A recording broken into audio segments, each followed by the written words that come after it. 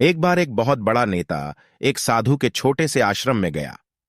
वह साधु के बारे में बहुत सुना था, तो उसके मन में आया कि मैं एक बार जा करके देखता हूं कि लोग उसकी इतनी तारीफ क्यों करते हैं। जब वह उस आश्रम में गया तो वहां पर एक छोटा सा कमरा था, जहां पर एक कालीन बिछा हुआ था। वहां पर कुछ लोग नीचे बैठे हुए थे और साधु जी सामने बैठे हुए थे। कुछ सवाल जवाब चल रहा था। वह नेता उस आश्रम में आया और उस नेता के साथ में 4 बॉडीगार्ड भी थे, और उसकी यह आदत थी कि जहां पर भी वह जाता था, लोग अपनी जगह से खड़े हो जाते थे और उसकी तरफ देखते थे, हाथ जोड़ते थे और सर झुकाते थे। लेकिन यहां पर ऐसा कुछ भी नहीं हुआ। साधु व्यस्त होने के कारण उसकी तरफ देखा तक नहीं। तभी नेता को लगा कि यह मेरी बेइज्जती है, और वह इस बात से गुस्सा हो गया।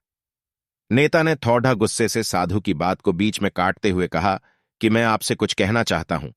साधु ने उसकी तरफ देखा और बोला, आप थोड़ी देर रुकिए, पहले मैं इनके सवाल का जवाब दे दूं, उसके बाद मैं आपसे बात करता हूं। तब तक आप अगर चाहे तो आप बैठ सकते हैं। बस साधु का इतना कहने की ही देरी थी। नेता का चेहरा गुस्से से लाल हो गया और फिर उसने अपना सारा गुस्सा उस साधु पर निकाल दिया। अभी तक वह नेता बहुत तमीज से आप कह करके बात कर रहा था, लेकिन अब वह तू तड़ाक पर उतर आया।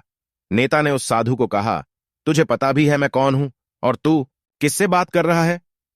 साधु ने उसकी तरफ देखा और कहा, मुझे इससे कोई फर्क नहीं पड़ता है कि आप कौन हैं, लेकिन आप जो कोई भी है, अगर आप चाहते हैं कि मैं आपके सवाल का जवाब दूं या आपसे बात करूं, तो आपको कुछ देर रुकना होगा।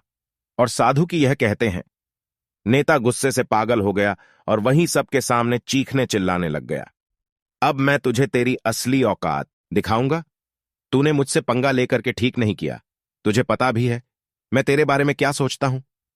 साधु ने फिर से नेता की तरफ देखा और बड़े ही प्रेम से कहा कि मुझे इससे कोई फर्क नहीं पड़ता कि आप मेरे बारे में क्या सोचते हैं। आप जो चाहे वह मेरे बारे में सोच सकते हैं।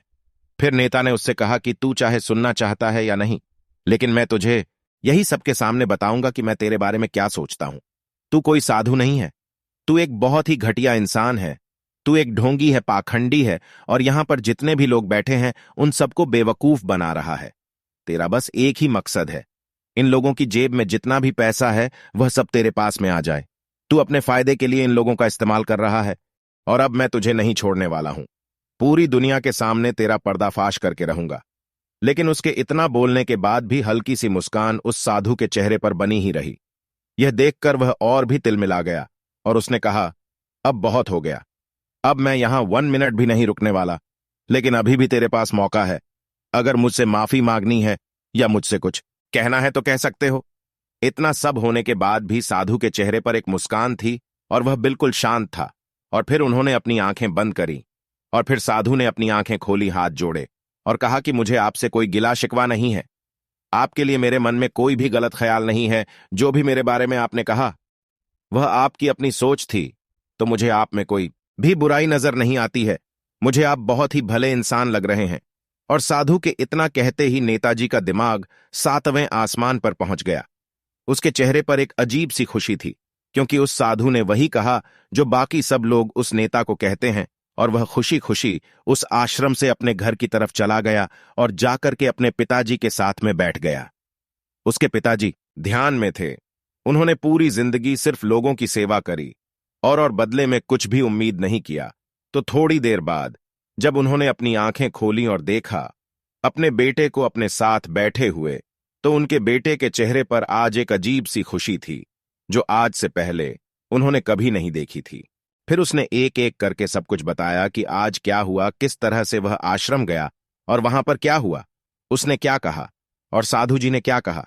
जब उसके पिताजी ने पूरी बात सुनी तो थोड़ा सा मुस्कुराए और अपने बेटे को देख करके बोले कि उन्होंने तुम्हारी तारीफ नहीं करी, क्योंकि उन्होंने वह नहीं कहा कि जो तुम हो, उन्होंने वह कहा कि जो वह खुद है। और तुमने जो भी कुछ उनको कहा वो नहीं कहा कि जो वो है, बल्कि तुमने वह कहा जो तुम खुद हो। यही बात वेदों में भी कही गई है, यथा दृष्टि तथा सृष्टि। यह दुनिया तुम्हें वैसी नहीं दिखती जैसी यह दुनिया है। यह दुनिया वैसी दिखती है तुम्हें जैसे तुम खुद हो। जिसकी नजर जैसी है उसके लिए यह दुनिया वैसी ही है। तो अगर तुम अपनी दुनिया को बदलना चाहते हो तो उसका सिर्फ एक तरीका है, अपनी नजर को बदलो।